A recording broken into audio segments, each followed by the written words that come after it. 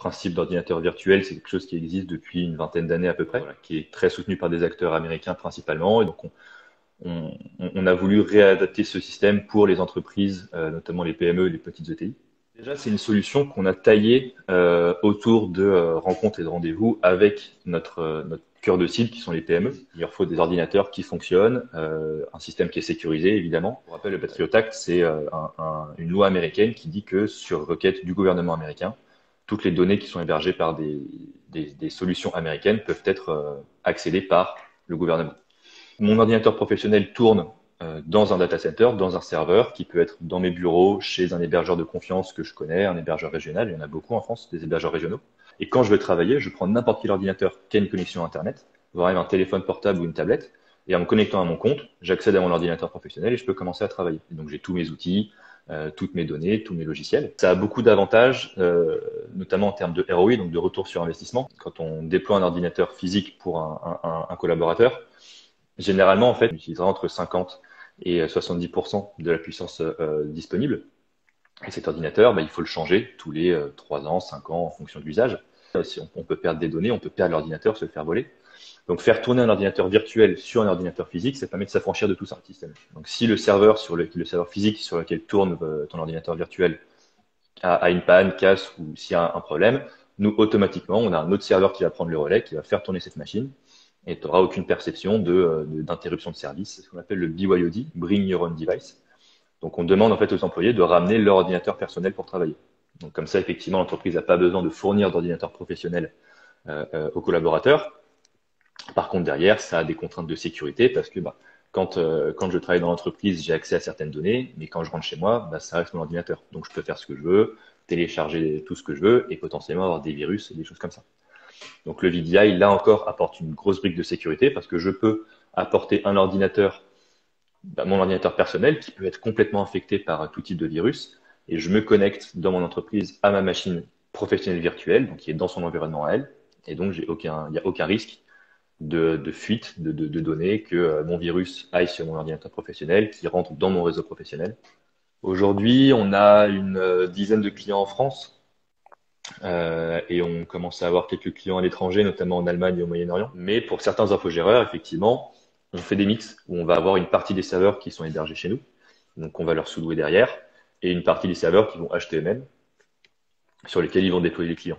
On a vraiment construit la solution pour être la plus flexible possible et la plus modulable possible. Et c'est vraiment voilà, cette flexibilité qu'on va pouvoir apporter au marché, flexibilité qui n'existe pas. Le but, c'est pas de faire sortir le client de sa zone de confort et de lui imposer d'aller sur du cloud, sur du full cloud et de tout héberger dans le cloud parce que c'est la solution. C'est vraiment de trouver ce qui lui convient. Donc, on a vraiment trouvé une niche avec quelques usages assez précis. On veut pouvoir la démocratiser le plus possible et commencer à pouvoir fournir une solution pour des instances publiques. Déjà, cette première partie-là, le fait d'avoir mon ordinateur qui se connecte à un ordinateur à distance, tout le calcul, donc c'est ça qui va vraiment consommer de l'énergie, c'est quand l'ordinateur va calculer, va réfléchir. Tout ça est fait sur le data center, sur la machine virtuelle.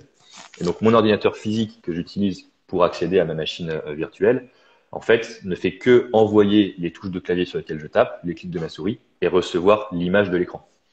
Donc l'ordinateur lui-même, en fait, calcule très très peu et fonctionne très peu, comme si je regardais une vidéo YouTube, en fait.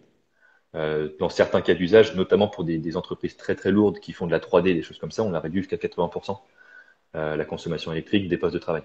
On a un partenaire vraiment excellent pour ça qui s'appelle 2CRSI, qui est une entreprise française basée à Strasbourg qui fabrique des serveurs. Parce que le problème, c'est qu'on va mettre 10 000 ordinateurs dans la même salle fermée. Donc ça fait déjà que parfois sur un ordinateur portable, on peut le sentir un petit peu chaud.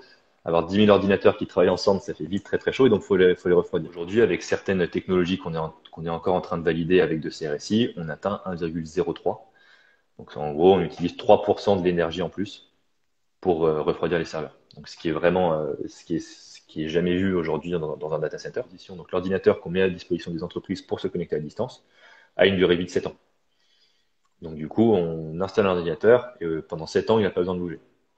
Derrière, en fait, avec certains partenaires, notamment un partenaire qui s'appelle Tresorio, qui est basé à Metz, Tresorio ont développé tout un système qui permet, en refroidissant les serveurs, de chauffer de l'eau pour chauffer des bâtiments. On permet d'avoir une solution complète donc d'informatique qui va dépenser moins, mais en plus permettre de chauffer mes locaux ou de chauffer tout un quartier, mais tout cet avantage énergétique sur lequel malheureusement les géants du cloud ne se positionnent pas, en tout cas pas publiquement, pas ouvertement. Et on leur proposait, bah, grâce à ça, vos collaborateurs pourront travailler chez eux sans aucun problème, ils pourront travailler à distance, en mobilité, depuis chez le client. Et beaucoup de PME nous disaient, bah, c'est intéressant, mais moi, mes collaborateurs, je veux qu'ils travaillent dans l'entreprise, je veux qu'ils travaillent avec les autres, etc. Bah, malheureusement, pour beaucoup, enfin pour tout le monde, hein, il y a eu la crise du Covid qui est arrivée.